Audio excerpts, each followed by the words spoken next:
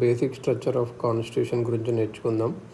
అసలు fundamental rights అనేటివి parliament amend చేయొచ్చా లేదా అండర్ ఆర్టికల్ 368 అనేది అది సుప్రీంకోర్టు ముందుకు వచ్చింది 1 year ఆఫ్ కాన్స్టిట్యూషన్లోనే 1951లో శంకరీ ప్రసాద్ కేసులో constitutional validity of the first amendment act which curtail the right to property challenge చేశారు. అప్పుడు సుప్రీంకోర్టు ఏం రూల్ చేసింది అంటే power of parliament to amend the constitution under article 368లో power to amend fundamental rights కూడా ఉంటుంది అని చెప్పింది. ఆర్టికల్ 13లో ఉన్న లా ఇంక్లూడ్స్ ఆర్డినరీ లాస్. 13లోనే ఆర్డినరీ లాసే ఉంటుంది, కాన్స్టిట్యూషనల్ అమెండ్మెంట్ యాక్ట్స్ ఉండవు అని చెప్పింది అన్నాడు శంకరీ ప్రసాద్ కేసులో సుప్రీంకోర్టు. అప్పుడు పార్లమెంట్ అనేది abridge or take away any of the fundamental rights by enacting constitutional amendment act. అది such a law will not be void under article 13. ఏం వాయిడ్ కాదు ఆర్టికల్ 13 కింద అలా అని చెప్పింది. కానీ గోలక్నాథ్ కేసు 1976లో ఏం చేసిందంటే రివర్స్ చేసింది ఫస్ట్ చెప్పిన stand. In that case constitutional validity of 17th amendment act 1964లో జరిగిన 17th అమెండ్మెంట్ యాక్ట్ ఏదంటే కొన్ని స్టేట్ యాక్ట్స్ని 9th షెడ్యూల్లో పెట్టింది. 9th షెడ్యూల్ అది ఛాలెంజ్ చేశారు. సుప్రీంకోర్టు ఏం రూల్ చేసిందంటే fundamental rights are given as transcendental and immutable. Transcendental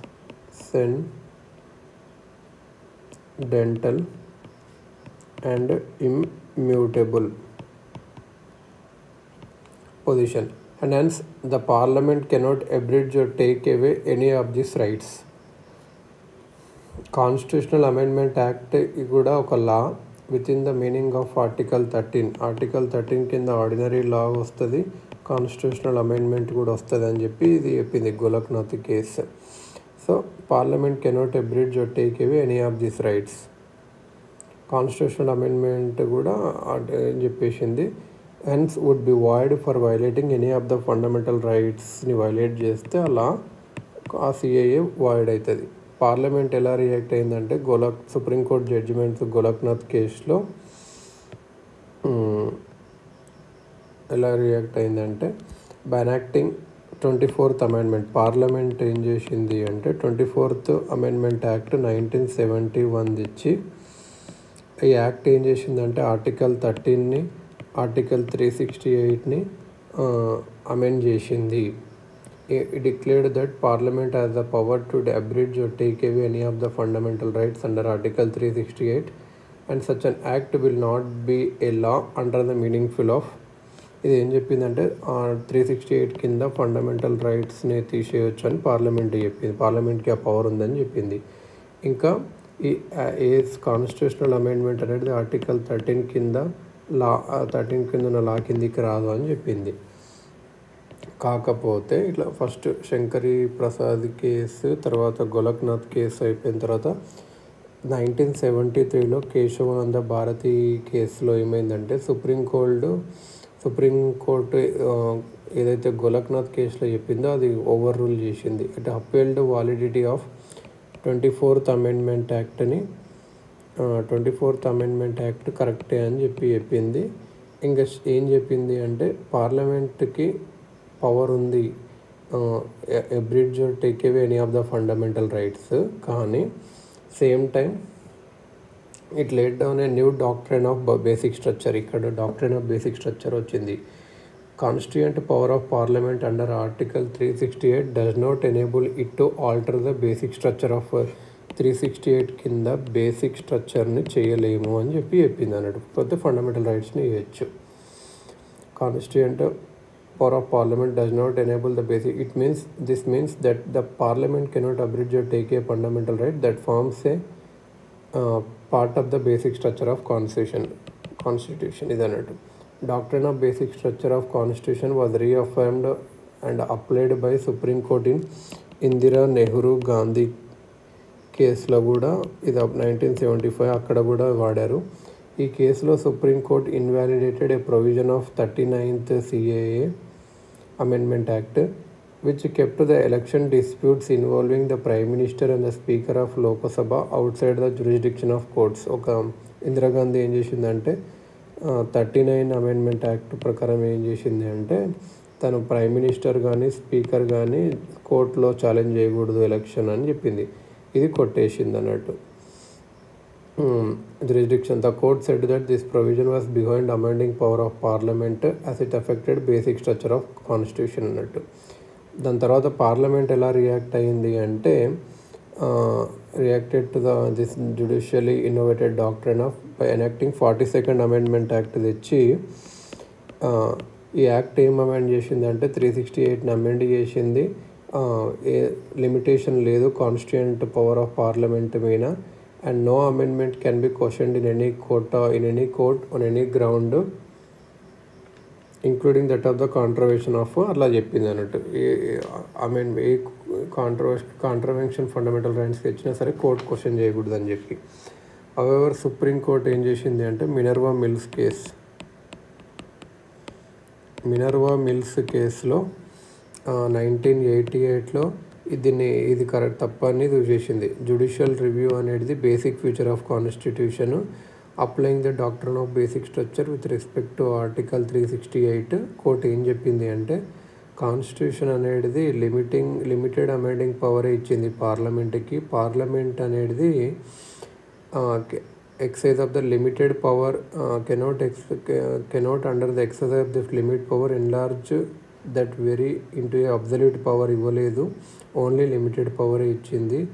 indeed ఏం చెప్పిందంటే లిమిటెడ్ అమెండ్మెంట్ పవర్ అనేది basic feature of constitution, therefore limitations on that power cannot be destroyed.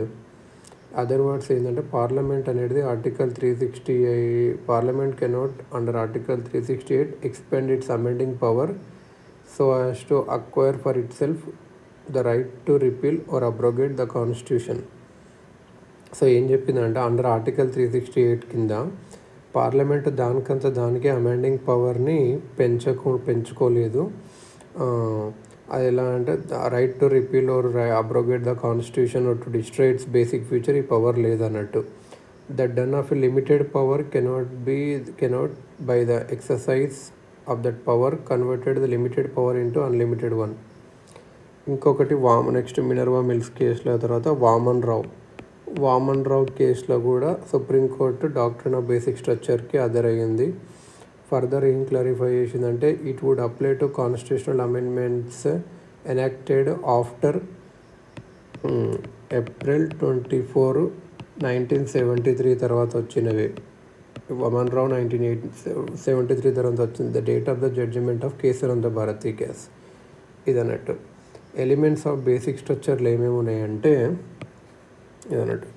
Basic స్ట్రక్చర్లు ఏమున్నాయి? Present position is that parliament under article 368 can amend any part of constitution including fundamental rights కూడా, కాకపోతే without affecting basic structure of constitution. కాకపోతే supreme court is yet to define or clarify as to what constitutes basic structure. Supreme court ఇంకా చెప్పాలి. కొన్ని judgements నుంచి కొన్ని basic features కింద కొన్ని వచ్చినాయి అన్నట్టు. అవి ఏంటి అంటే సుప్రీమసీ ఆఫ్ ద కాన్స్టిట్యూషన్, ఇంకా sovereign, democratic and republican nature of the Indian polity, secular character of the constitution, separation of powers between the legislature, executive, judiciary, federal character of constitution, unity and integrity of nation.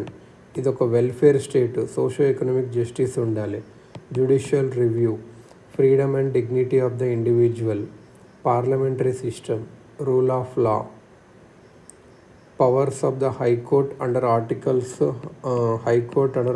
226 and 227 ఇది కూడా basic feature. Powers of Supreme Court under articles 32, 136, 141, 142. Principles underlying fundamental rights, effective access to justice, limited power of parliament to amend the constitution, independence of judiciary, free and fair elections, harmony and balance between fundamental rights and directive principles, principle of equality, ఇవన్నీ అన్నట్టు.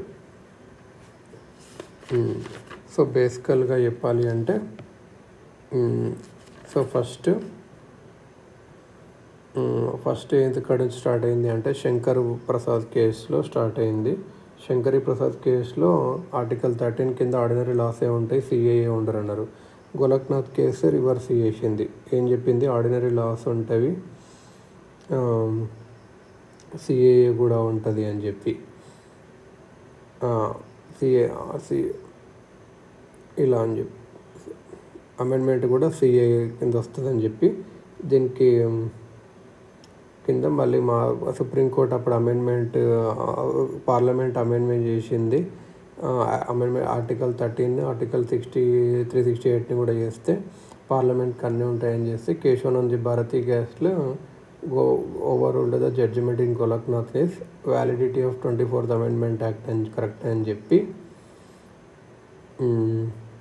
కాకపోతే అప్పుడు basic structure పుట్టింది 1973లో పుట్టింది అన్నట్టు. ఇంకా దాని తర్వాత మినర్వా మిల్స్ 1980లో వచ్చింది కూడా అప్హెల్డ్ చేసింది. దాని తర్వాత వామన్ రావు 1981 కూడా అప్హెల్డ్ చేసింది అన్నట్టు. ఇక్కడ 42nd అమెండ్మెంట్ ద్వారా ఏం ట్రై చేశారంటే కేశవానంద్ భారతి ద్వారా అన్లిమిటెడ్ పవర్ అట్లా ఏం చేస్తే మినర్వా మిల్స్ దాన్ని మళ్ళీ తగ్గించింది అన్నట్టు. వామన్ రావుది కూడా అంతే అన్నట్టు. So Minerva Mills important, Kesavananda Bharati case important. Minerva Mills వచ్చింది 42nd అమెండ్మెంట్ దాని ద్వారా.